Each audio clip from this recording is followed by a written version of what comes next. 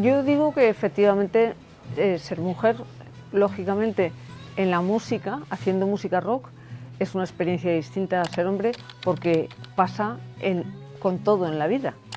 Y bueno, cuando te dicen, no, es que el rock es súper machista. O sea, yo creo que tú y yo lo hemos vivido y me imagino que muchas cosas que nosotros como guitarristas que somos, porque tú eres una buena guitarrista, se nos atribuye a otro tipo, a hombres, porque nadie se puede creer. A mí me pasaba que se tenían que acercar a mí con 18 años cuando yo tocaba en la orquesta y tocaba cosas de Halloween o yo qué sé, o de Santana, a ver si era una mujer la que estaba tocando, fíjate tú. Sí, sí. Y entonces siempre se ha atribuido la mayoría de las cosas, las composiciones y bueno, en todo, en otro tipo de ámbitos, pues cuántas mujeres han renunciado a su identidad para ser publicadas o que vean sus pinturas, sus esculturas, sus obras literarias y su música sobre todo, en detrimento de ellas mismas para que un señor viniera y se colgara una medalla, ¿no? Sí, sí, sí. Entonces, claro que sí.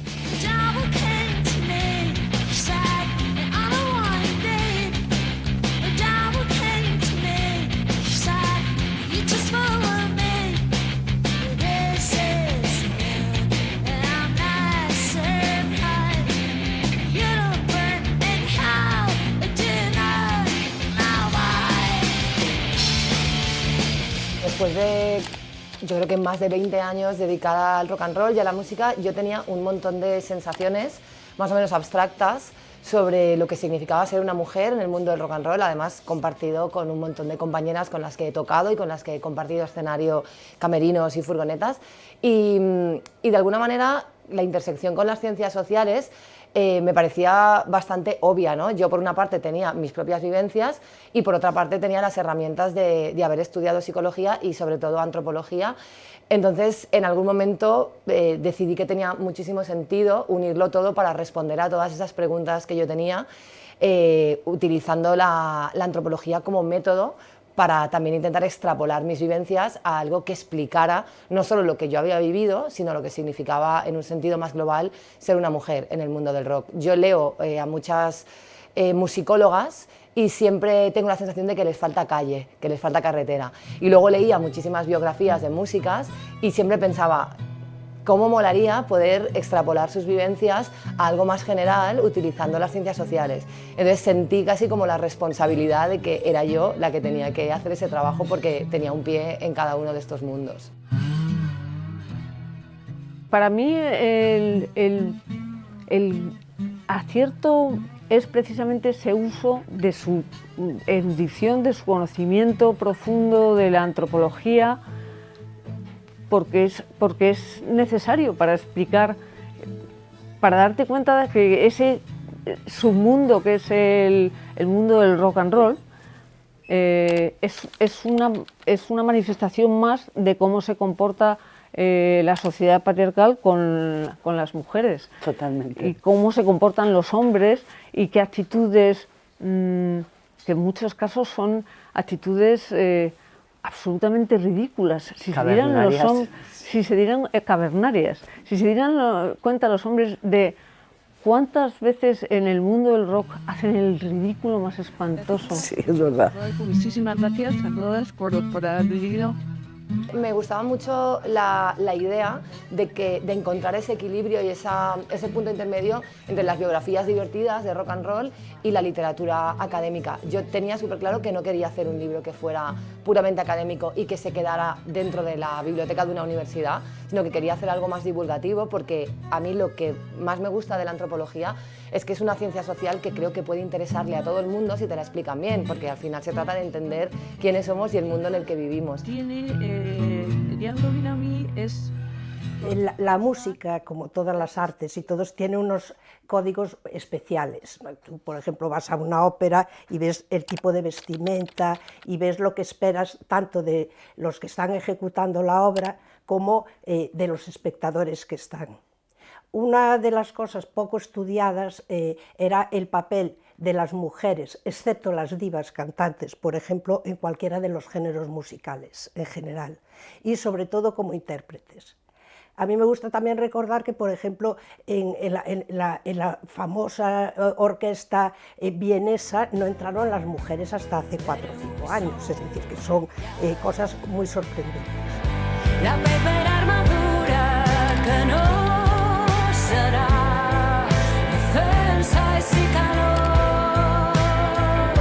Faré de la mirada una finestra per mai tancar. El rock and roll no es el problema, el rock and roll simplemente es un reflejo de lo que pasa en la sociedad, pero obviamente esto hay problemáticas, la mayoría de ellas que son extrapolables a cualquier estilo de música. Yo hablo del rap, pero también hablo de pop, de reggaetón, hablo con Shakira Ventura, que es una musicóloga de música clásica, que también se encuentra, o sea, que también ella estudia las mismas problemáticas para las mujeres directoras de orquesta o las mujeres compositoras o las mujeres chelistas, ¿no? Quiero decir, obviamente la problemática no está en el rock and roll.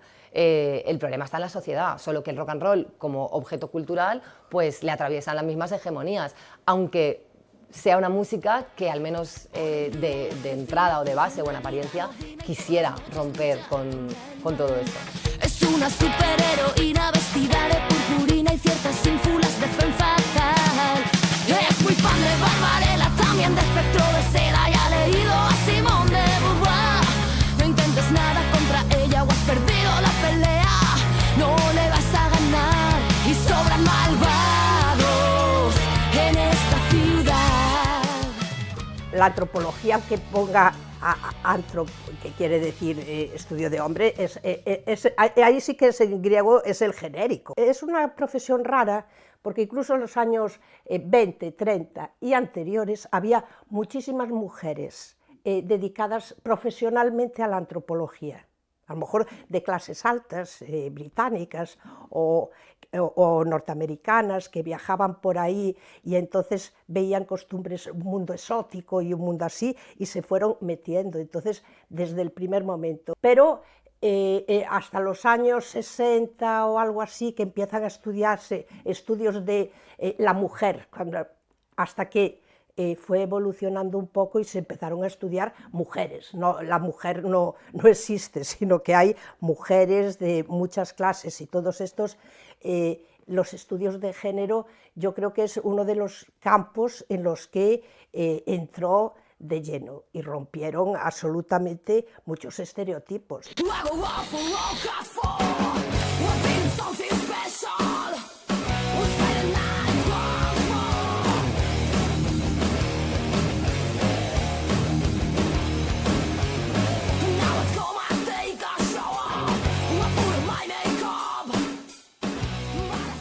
El sexo siempre ha formado parte del rock and roll, de su performance escénica, de su narrativa, ¿no? El relato del rock and roll, las biografías de rockeros están llenas de sexo y de sexualidad.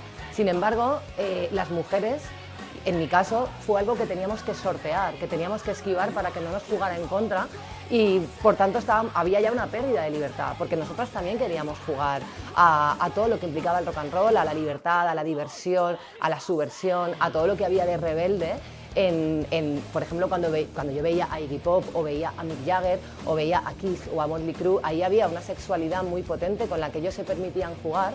Sin embargo, para nosotras muy pronto nos dimos cuenta de que no funcionaba igual, de que el uso de nuestra sexualidad escénica, por ejemplo, de una manera activa, implicaba sospechas sobre si estábamos ahí porque éramos la pareja de alguien, sobre estas leyendas sobre prácticas oscuras, que la realidad es que en el rock español no hay nada que valga una proposición indecente, o sea, ni siquiera tuvimos que planteárnoslo, me refiero. Entonces, para mí era muy importante porque como fan del rock and roll estoy muy acostumbrada a ver mujeres en actitud sexy o sexual o cosificada o sexualizada en portadas, videoclips, por todas partes.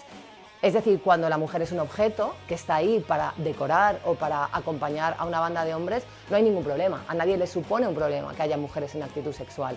Sin embargo, cuando las mujeres son ellas las que utilizan su sexualidad de manera activa, todo esto suponía una disrupción y en nuestro caso supuso un montón de problemas. Hablo de mi banda, Sweet Little Sister, que éramos mayoritariamente mujeres, suponía un montón de problemas y un montón de sospechas sobre nuestra autenticidad. No son rockeras de verdad, están ahí por su físico, se aprovechan de su físico, cuando no había ningún problema con que los hombres se aprovechen del físico de las mujeres para llenar sus portadas, muchas veces con imágenes que no tienen ni siquiera nada que ver con la temática del disco o en sus videoclips. Todos conocemos a las modelos que salen en los videoclips de Guns N' Roses, conocemos sus nombres porque estaban ahí para aportar un capital sexual o un capital estético.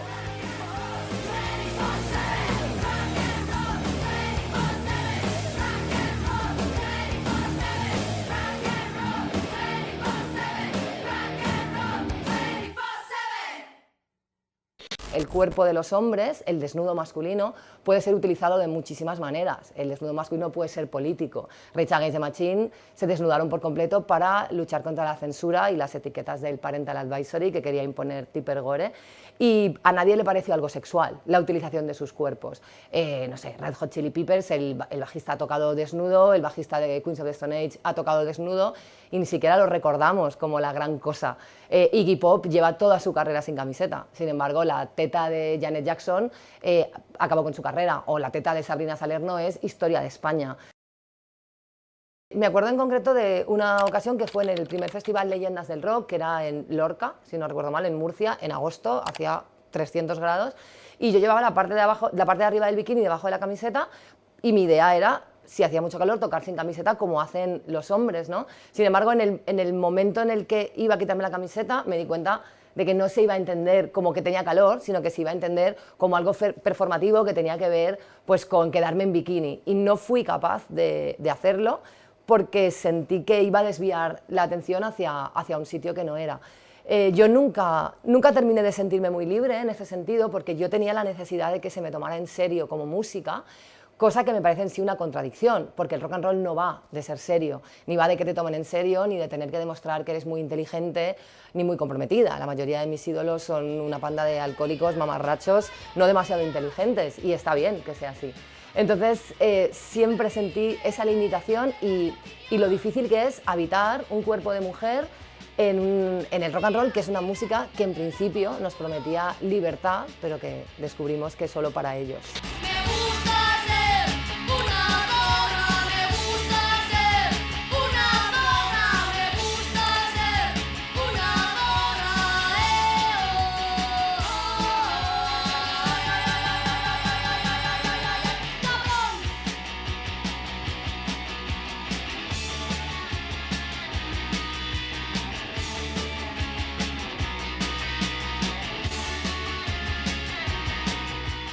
En realidad yo creo que siempre ha habido un intento de resignificar todos aquellos términos que están usando para insultarnos. O sea, mitiquísimas las Vulpes gritando "me gusta ser una zorra" en televisión española, lo cual tuvo muchísimas consecuencias para ellas. También en los últimos tiempos vemos como, por ejemplo, desde grupos feministas como Femen intentan resignificar el pecho femenino como algo político, como una herramienta política y no solo como algo erótico. O hemos visto a Amaral también enseñar un pecho, o Rigoberta Bandini, ¿no? Quiere decir que obviamente hay muchos intentos y por resignificar el cuerpo femenino más allá de esta visión masculina, y también se han escrito muchas canciones que hablan sobre todos esos insultos que se han utilizado contra nosotras, y creo que Zorra es el que más, ¿no? Creo que todas las mujeres que hemos hecho música o rock and roll o algo artístico alguna vez hemos escuchado que se referían a nosotras como zorras, y hay algo muy poderoso en utilizar una palabra que se supone que debería insultarte, en cogerla, enarbolarla y disfrutarla.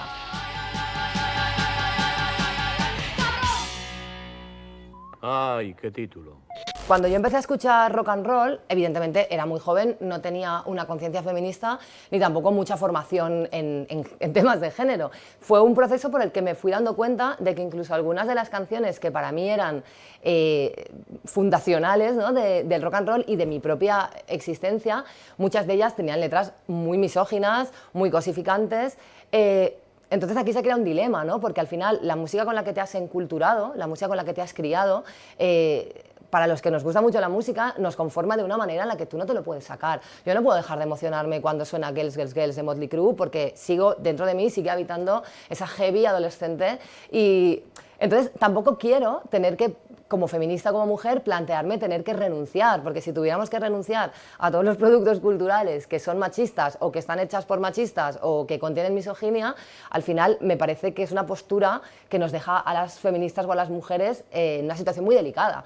Es decir, yo no quiero tener que renunciar a esto, sí puedo analizarlo críticamente, ser consciente y, obviamente, a partir de ahora, la música que escucho de ahora en adelante sí tengo otro tipo de filtro. También creo que es otra época, creo que hay contextos y creo que se pueden entender según qué cosas en algunos contextos determinados que no lo justifican, pero que sí lo explican, y tampoco sentir culpa.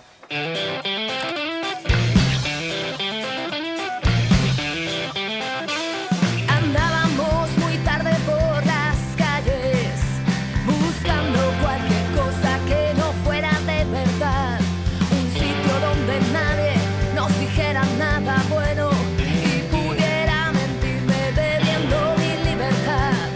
Me interesaba muchísimo analizar los espacios físicos del rock utilizando la antropología del espacio, que es una de las áreas que más me gustan de la antropología y que más me impactó en su día descubrir, y fue entender que los espacios físicos también están atravesados por todas las hegemonías y que eso me daba respuesta a una sensación que yo había tenido muchas veces en mis propios camerinos o en mi propio local de ensayo, de no terminar de sentir que ese espacio me pertenecía, como una incomodidad basal que me atravesaba y que no entendía muy bien por qué. Y al analizar estos espacios que utilizó la carretera, el local de ensayo, el camerino y el escenario, con perspectiva de género y desde la antropología del espacio, podemos ver que esa incomodidad es normal, es natural y se perpetúa a través de un sinfín de pequeñas cosas y de pequeñas actitudes que dan pie a situaciones en las que es normal que las mujeres nos sientamos incómodas. Por citarte algunas de las más habituales, ¿no? A todas nos han preguntado en un camerino si somos la novia de alguien, o a todas en una prueba de sonido nos han dado por sentado que somos la cantante, o a todas nos han tocado el ampli, o nos han tocado la guitarra, o nos han dado explicaciones muy condescendientes sobre cómo deberíamos sonar. Entonces, todo esto acaba transmitiéndote una sensación muy concreta de que ese lugar no te pertenece, como mucho de que estás invitada, es decir, de que hay hombres que te autorizan a estar allí, pero que no son tuyos. Y creo que esto es algo que explica muy bien la sensación que tenemos las mujeres en el rock, que es que no nos pertenece, que no es nuestro, que estamos allí porque nos han autorizado a estar, porque hemos demostrado una serie de capacidades. Normalmente tenemos que demostrar muchísimas más que los hombres, porque ese es otro tema, ¿no? El no derecho a la mediocridad. Y por tanto que los espacios no son nuestros. Y esto, habida cuenta que cuando tú te dedicas a la música, el local de ensayo, el camerino, la carretera y el escenario son espacios donde pasas un montón de horas, es muy frustrante nunca sentir que te pertenecen. Que nadie tiña de rojo las flores que hay en tu pelo. No te alejes, niña mía, los diablos andan sueltos. Pues yo tengo una muy graciosa, que es justo cuando me traen mi primera guitarra. Resulta de que de repente me la cuelgo y me dice el tipo de la tienda: hostia, te queda muy bien. Como si me hubiera ido a Zara a comprarme una falda o algo así. Entonces es lo que hablábamos, ¿no? Se nos atribuyen cosas que están muy bien, porque ser una cantante, tocar la pandereta bien, ser corista, pero la parte más activa en una historia, o sea, no había mujeres. Entonces, claro, de repente te ven tocar a ti, te ven que compones, te ven que eres una frontwoman o que llevas el peso bastante grande de lo que es un grupo y como que no se lo hagan de creer, pero resulta que nosotros lo tenemos que hacer 10 veces mejor y somos más guapas, más listas y más todo, sin embargo los feos, los tontos y tal, ahí están ganándose la vida estupendamente, ¿no? O sea que... Totalmente. Vallas de la tierra en pie, hemos jurado vencer. Dispara al cerdo que explota, a Marcos de Quito no se le discute, se le expropia. Vallas de la tierra en pie, hemos jurado vencer. El tema del canon para mí era súper interesante analizarlo y para eso tuve también la ayuda de Shakira Ventura, que es una musicóloga valenciana increíble. ¿Cómo se conforma un canon y cómo de posible es desarticularlo? Por ejemplo, el canon del rock and roll ha excluido sistemáticamente a algunas de las mujeres más importantes de la historia, como puede ser el caso más llamativo es el de Sister Rosetta Tarp, que es una mujer que contribuyó a crear lo que conocemos como rock and roll. También está Big Mama Thornton, ¿no? Mujeres que no solo se han limitado a hacer lo mismo que hacían los hombres, pero después, sino que son personas que crearon el rock and roll. Sister Rosetta Tharpe, yo no la descubrí hasta que no llevaba ya, no sé, unos cuantos añazos tocando la guitarra, y cuando la descubrí pensé, si hubiera sabido cuando empezaba que existía esta mujer, me habría sentido mucho más arropada, mucho más poderosa, sí. Segura, la habría tomado a ella como referente y no a fulano o a mengano. Totalmente, lo de Sister Rosetta tal. Claro. Es que además ves a Chuck Berry y todos estos que, incluso Elvis Presley bebiendo de ella, claro, ¿no? Y de repente piensas que el rock and roll lo ha inventado un hombre, y como muchísimas otras cosas, y esto no es una guerra, señores, yo no pretendo que sea una guerra de sexos, pero como muchísimas otras cosas las han inventado las mujeres, sí, pero siempre nos hemos quedado como detrás del telón, viendo cómo el mundo se cuelga las medallas, y nosotras contentas detrás pensando que, bueno, piensen quien piensen que haya sido, pero al final lo he hecho yo.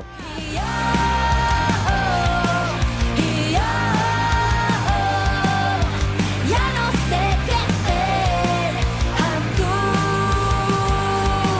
lo que yo he sacado, en realidad, es la confirmación de que lo que me pasaba a mí no me pasaba a mí, nos pasaba a todas y nos pasaba por motivos que no tienen que ver con que si yo soy muy susceptible o si la otra está loca.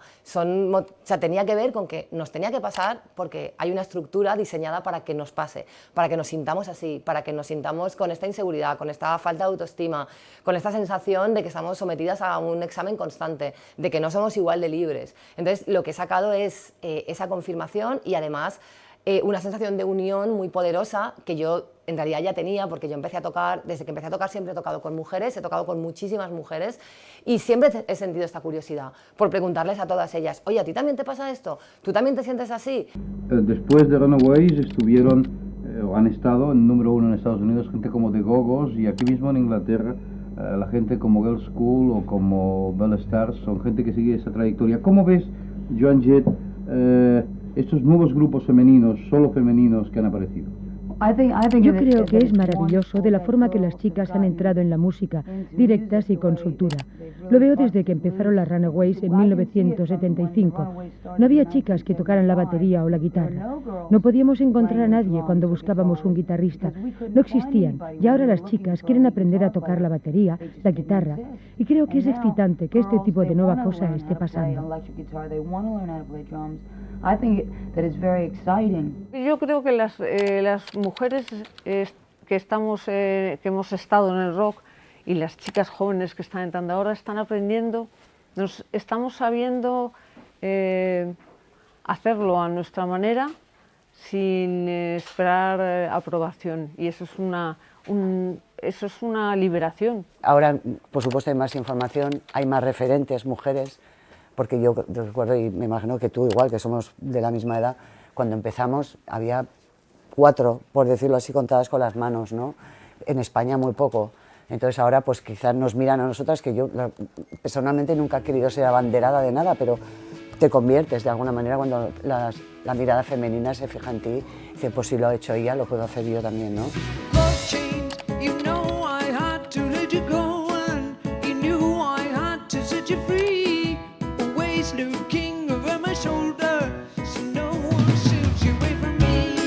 Yo soy muy optimista.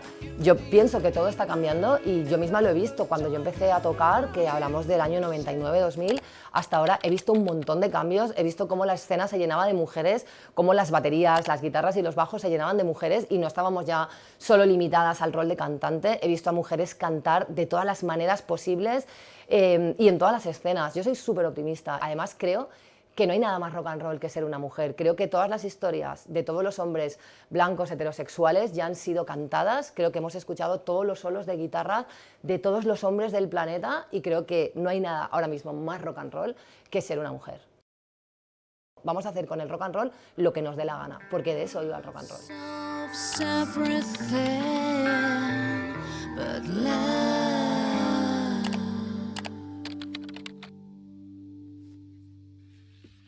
Está bonita, ¿no?